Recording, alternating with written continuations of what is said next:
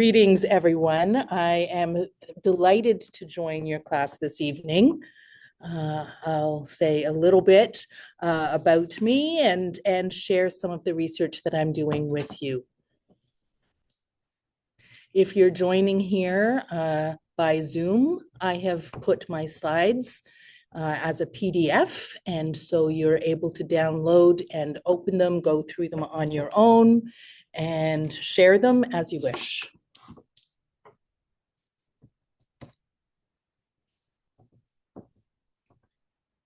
Thank you, Jeff, for your warm welcome. I appreciate that very much. And I am very excited to begin to open up my lecture for this evening.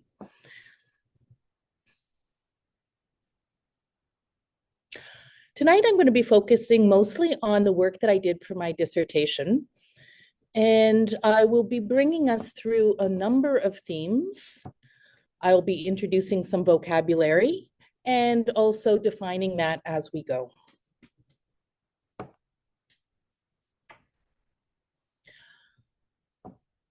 This is not a significant, there's not a significant number of citations in my presentations. If you're interested in more, my dissertation is available on PubQuest, and you are welcome to have a look and see, and there you will be able to see my references and citations.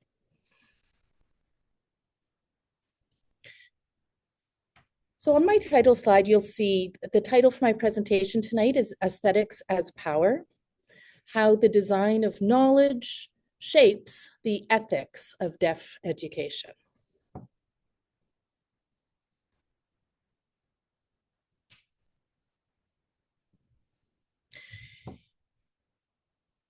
In many ways, my topic will intersect with many things that you're familiar with in terms of curriculum. I have taught in many contexts in field of deaf education, from the very youngest of students in pre-K contexts, all the way through to graduate and doctoral level programs. I've been very fortunate and very privileged to be able to share some of what I've learned in those contexts with you. I certainly am intending to give a lecture this evening, but I'm also interested in hearing from you. So please, if you have questions or comments, I look forward to that opportunity at the end of my presentation. You'll notice in my slides, I use a lot of graphic images throughout my slides and my presentation. Those images were drawn by me, myself. I did not use AI, I'd like it known. And the reason that I mention that is because my background and my training includes some education in fine arts and fine arts practice. My first degree was in the arts. And it wasn't until later that I moved into the field of deaf education.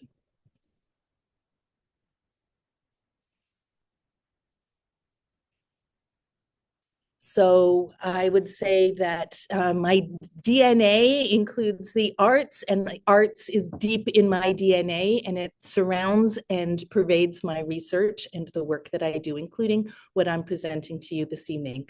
So thank you for having me. Thank you to Jeff for inviting me, and thank you to the interpreters for supporting our presentation together this evening.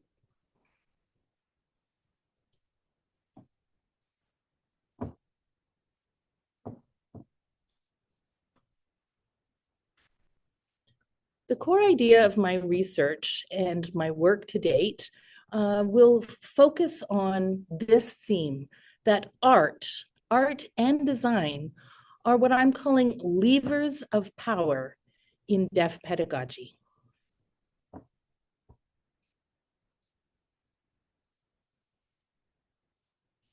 The graphic design that I've used on this slide, you can see it's an inverted triangle, and it represents the information and the flow of information.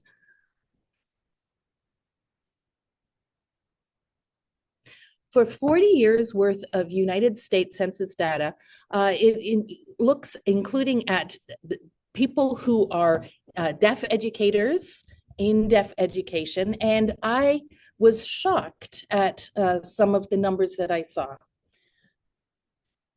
including in special education. Deaf people represent only 1%. 1%.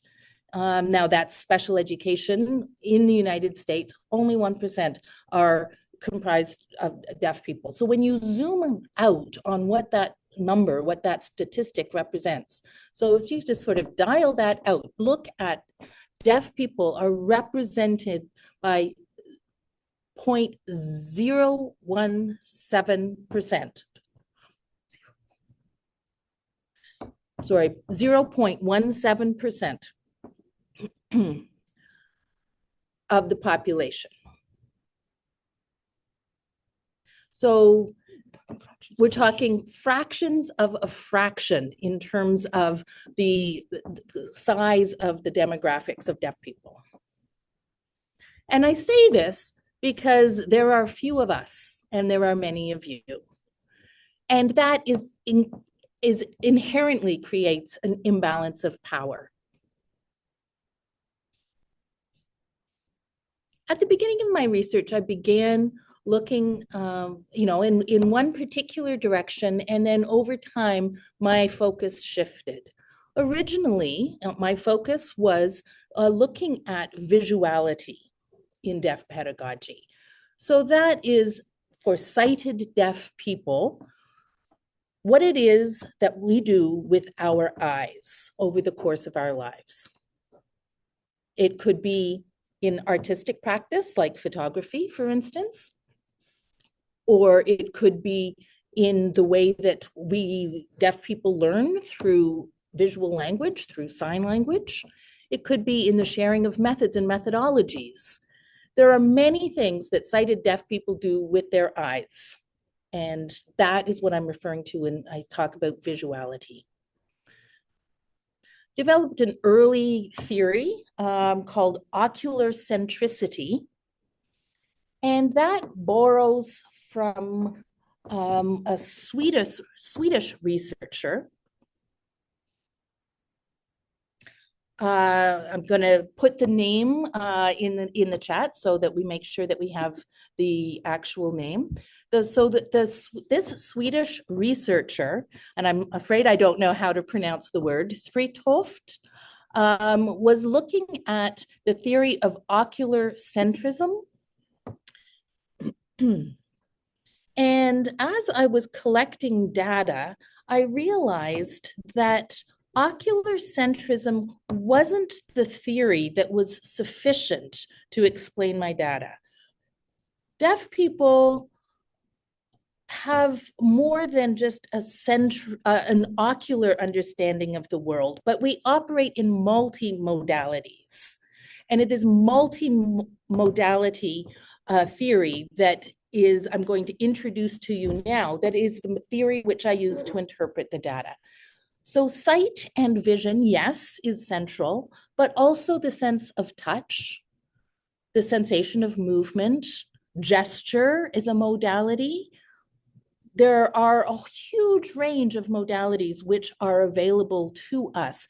And these are senses which are embodied. So embodiment, how we move in space, including our knowledge, how we learn, how we know, how we share knowledge. These are all embodied experiences. We are not just walking heads, we are bodies in the world.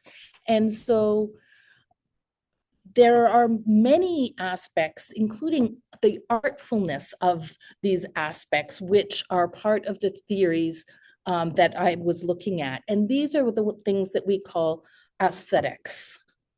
And I'm hoping that you'll follow along with me as I take you through some of my thinking in this.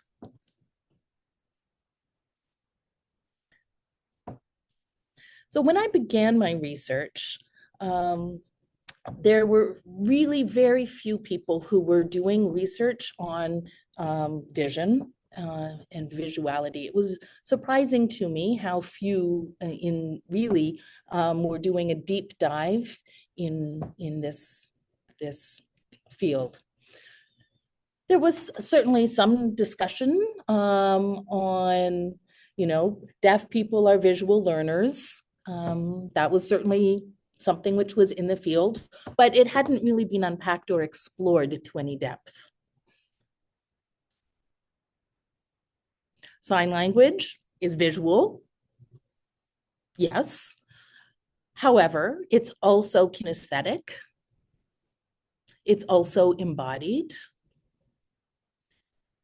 And it's also temporal. So by looking at the visuality of it, you're only looking at one dimension, and there are many more dimensions to our language and experience. And so the problems and the gaps in the research were really quite astounding. It's quite astounding how much we don't know. And that was a surprise to me as I was continuing my work on research and curriculum. And we've been in the field of education without really knowing what we're doing. So as I go through my presentation, I'm going to divide it in a number of different phases, my lecture this evening. First, we're going to talk about the problem. Then we're going to have a look at the process, my methodology, my methods, and the design of my data collection and analysis. And finally, we will have a quick look at what the products is, what it is that I can share after having done my research, what it is that I am offering to you as an academic product. So that's the overview of what I plan to talk about this evening.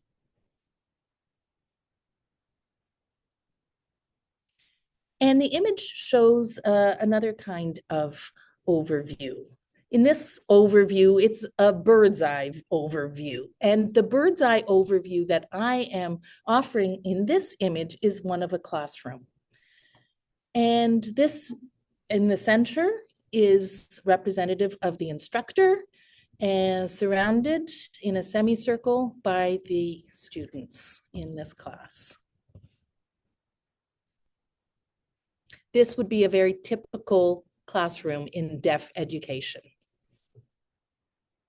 We call it a radial setup, where the teacher is in the center, surrounded by a circle or semicircle of students at desks. One big contribution that I offer is this theory, which I call deaf axiology. If you're familiar with the concept of axiology, you may already be aware that it is comprised of two parts, essentially. On the one hand, we have aesthetics, the design of things, the appearance of things, the style of things, how information is conveyed, how truth is conveyed, how we communicate. So that is the aesthetics side. And the other side of axiology is the ethics component. Our actions and determinations of rightness and wrongness of those actions. Who do we hurt? Who do we help? And how do we know? Who benefits by any given action? Is it mutual or is it one-sided? So these are ethical considerations, and together aesthetics and ethics are intertwined and co-embedded in the idea of axiology.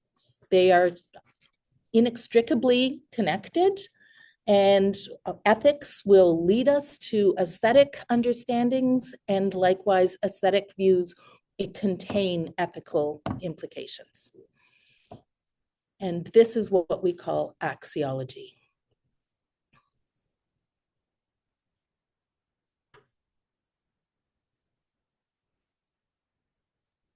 And if teachers attend to ethical considerations, that's good, it's imperative, but they must also attend to aesthetic considerations. Unfortunately, of the two, ethics is the shinier, low-hanging fruit. People tend to gravitate towards ethical discussions, ethical considerations, and research follows. And there's much less consideration given to and research attending to aesthetic considerations. And this dearth of research is an untenable situation.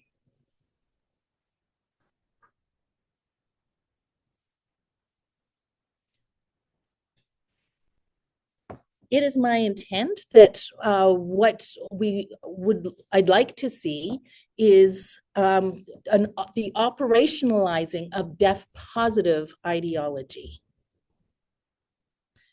And what I mean by this is that that deaf people are inherently good. Deaf people are inherently whole. They are inherently complete, and there is no need to change who deaf people are. Now, we can and we should view deaf people and deaf education in a positive light, with the view of to uplift what deaf people can and already do.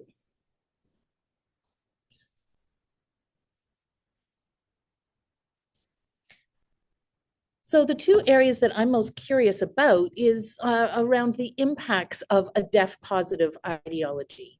The first would be in the area of instructional events in pedagogical contexts, and the second would be in curriculum processes in these settings. That's the how of it. How are these processes undertaken? How do they unfold if we are operationalizing this deaf positive ideology? I'm going to give you a few ideas, but in 30 minutes, I can't give you all of my ideas and share everything that I found. If you're interested in knowing more, you're more than welcome to email me and I can share the details of my research. As I continued my research, I realized that this axiological connection between aesthetics and ethics is really complex. If there are conflicts ethically, they represent aesthetic conflicts as well, and vice versa. If there are aesthetic conflicts as well, we know that there will be ethical problems as well. And if we are taking a deaf positive ideology and we're taking that seriously, then the following things must be valued. Sign languages must be valuable. Deaf people must be seen as inherently valuable at whatever age, across the spectrum. Adaptation must be taken into consideration, and the consideration of it must be valued. However, and I'll put a caveat here, adaptation is itself quite complicated. It's not something that you check off on a to-do list. My studies found that there are two distinct types of adaptation at play. Most of the time, we only talk about the one, and the second one is ignored. Oh, I've got somebody here. All right, my son is here.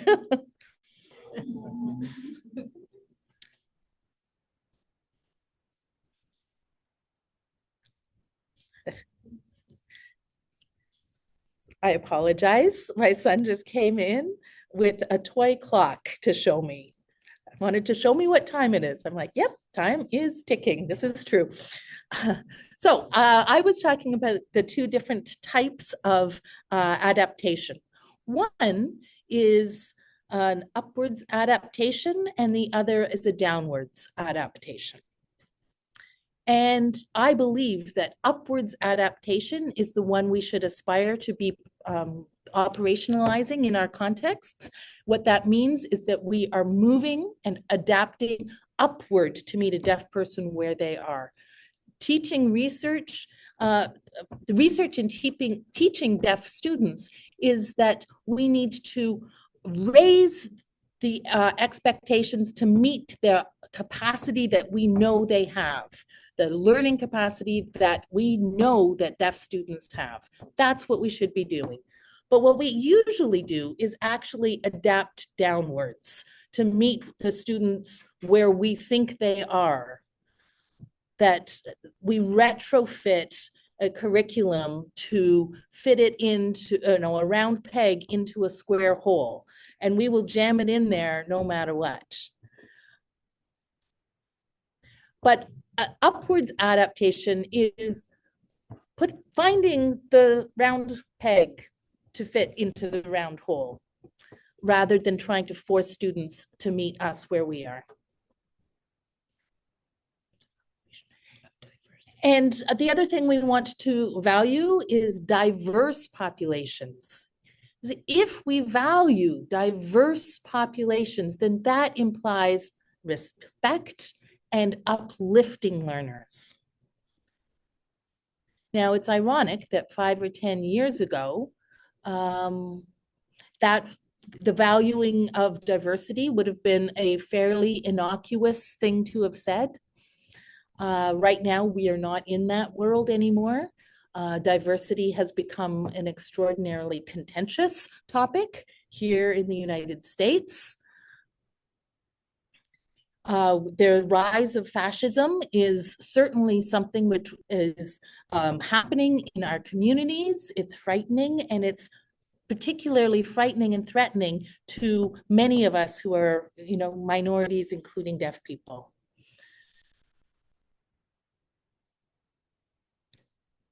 The other thing I'd like to add is that we value people with disabilities, that disability is part of the diversity of our communities from which we learn. And we have to be champions of at an early age. Champions of learners at an early age. I'd like to talk about Vygotsky. Vygotsky himself was a disabled person. He had tuberculosis, and he engaged significantly in research about deaf people in the Soviet Union in the 1920s and 30s.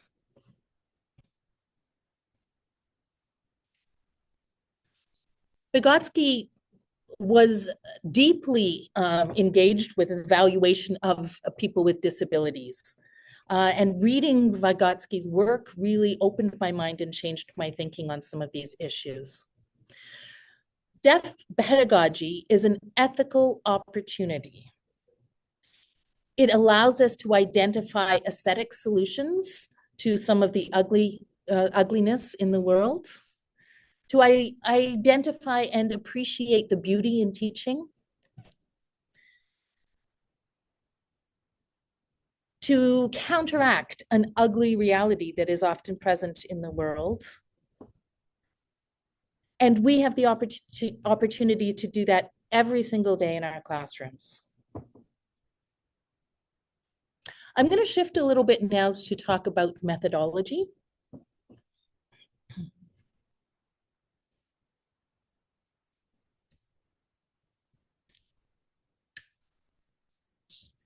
I want to strike a balance between two opposing ideas.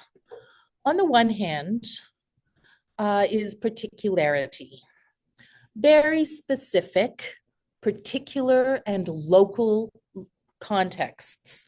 What is the truth in those small, local, with the small t truth of the local particular setting?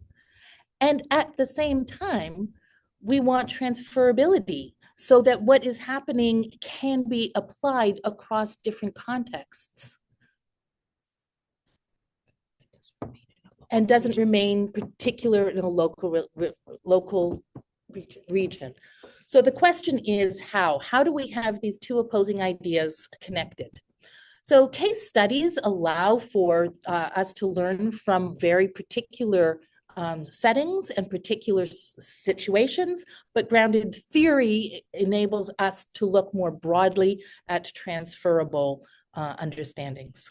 So some lessons that we learned as we try and bring these two and benefit from these two approaches is that we can embed aesthetics in our teaching and impact learners in really significant ways, which gives benefit to both me as a teacher and to the students in my class.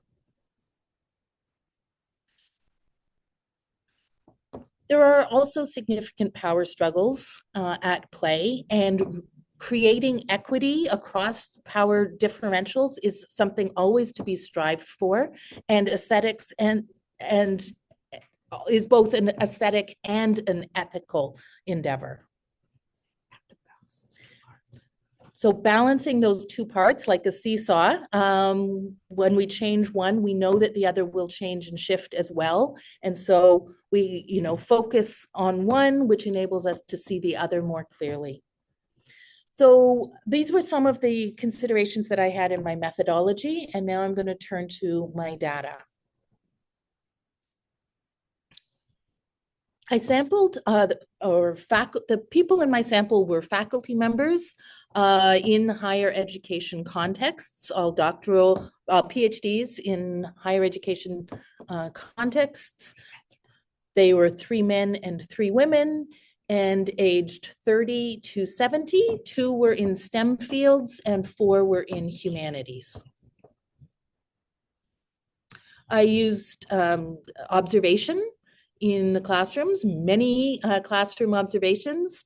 I also looked through documents, instructional documents, learning documents, student work.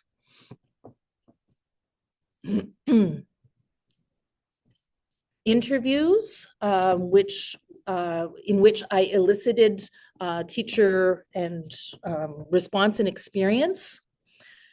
We had over 1.38 terabytes of data over 3 years, 51 hours of footage, and 162 documents, 18,000. The codes, the max QDA codes. And so I just give all of this to you to give you a sense of the sizable data set with which I was working.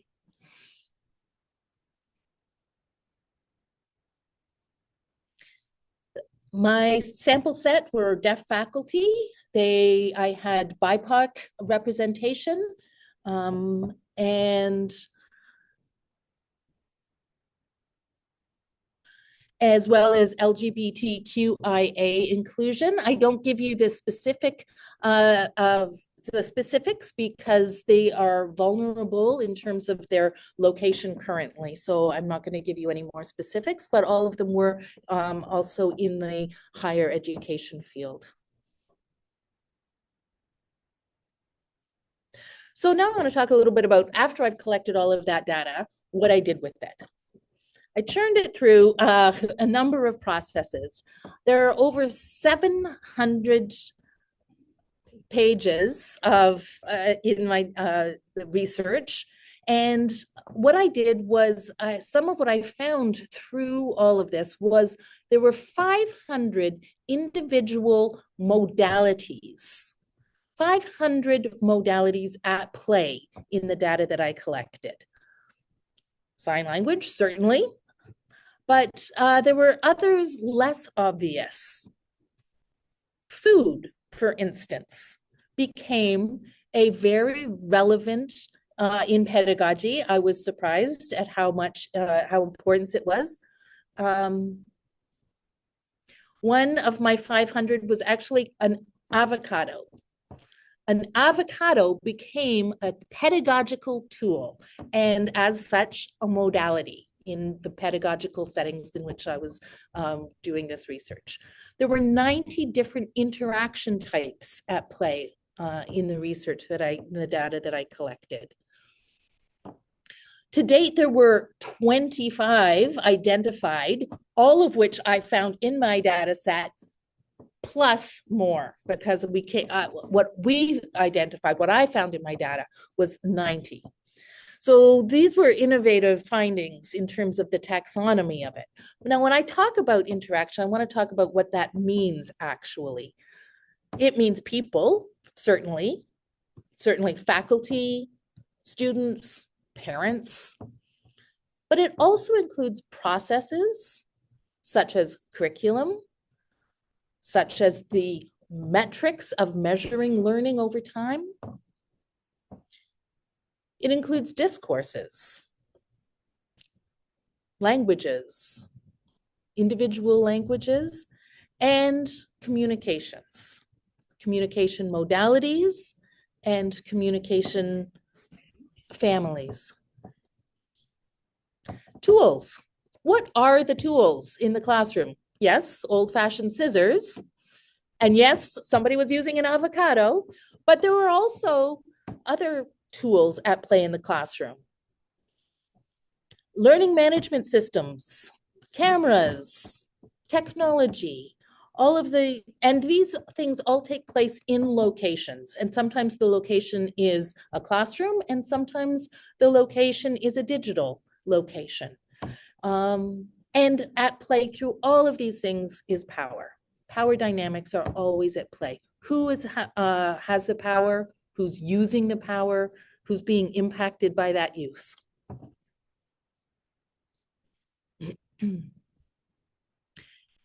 And I want to talk a little bit about my core grounding theories and where they came from in the data. I don't have a whole lot of time to go into the data right now, but I just want to encourage you to have a look at the dissertation where you can learn more about all of the data which supported my use of these theories. So the first theory that I want to talk about is deaf Umwelts. And this is the theory of sensory experience. When people are born, they enter into a sensory world. And of course, the sense of vision is important, but it's not the only one. There are many other senses that deaf people use. We are embodied creatures, and we live in space and time.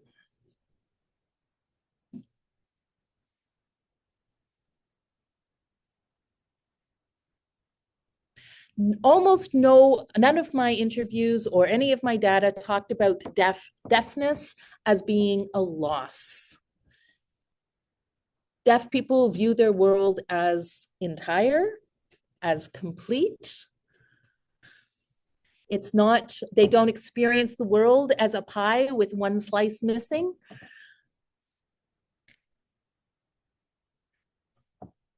So visual spatial temporality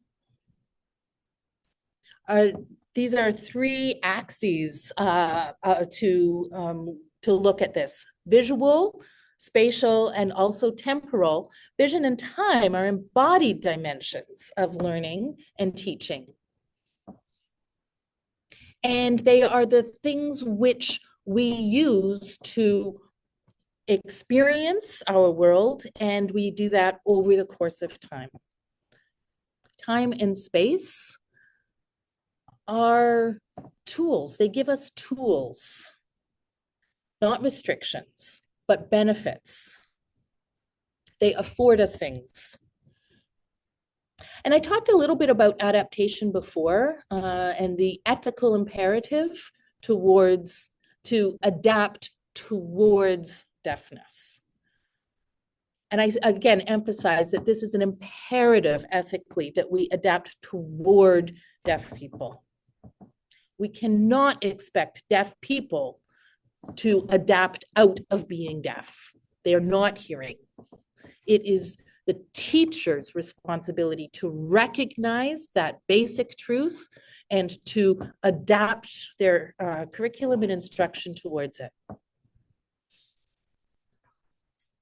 So these are some of the top level findings that I looked at. And this is what I'm calling multimodal transduction. And what I mean by that is any new information can be adapted into a different modality, to knowledge in a different modality. So in deaf space, language is often paramount. Right now, I'm signing. It's being translated into speech. That is one kind of multimodal transduction happening in real time right before us. But as we also have another modality happening, we have my images at play, another kind of multimodal transduction that's happening. And when this is happening, a new type of adaptation is possible.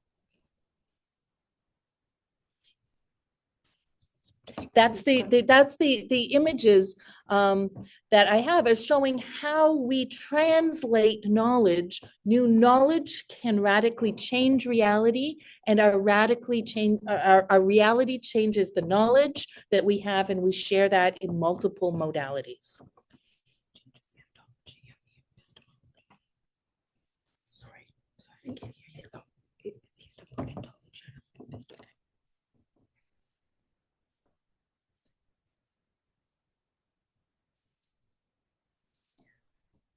This is the power of deaf aesthetics in pedagogy, that it's deaf positive, that it's anti-ableist, that it's anti-autist, that it's pro-social, and that it is developmental and represents growth. And these are the themes that were throughout my data. All of this these are the central ideas that came out in almost every aspect of my data collection, specifically, especially around power dynamics and power relations, and how that impacts on the aesthetic world that we're building for deaf learners.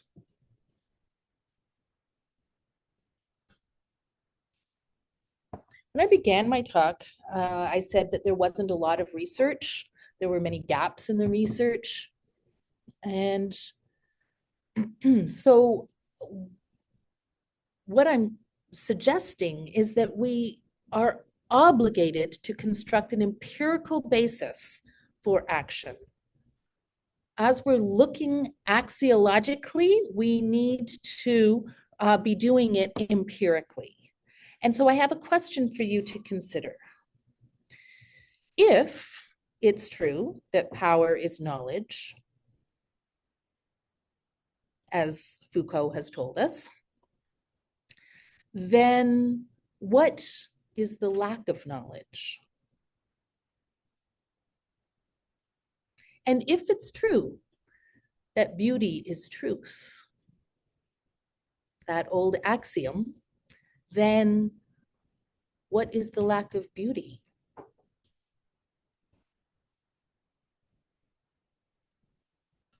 And that's me. Thank you.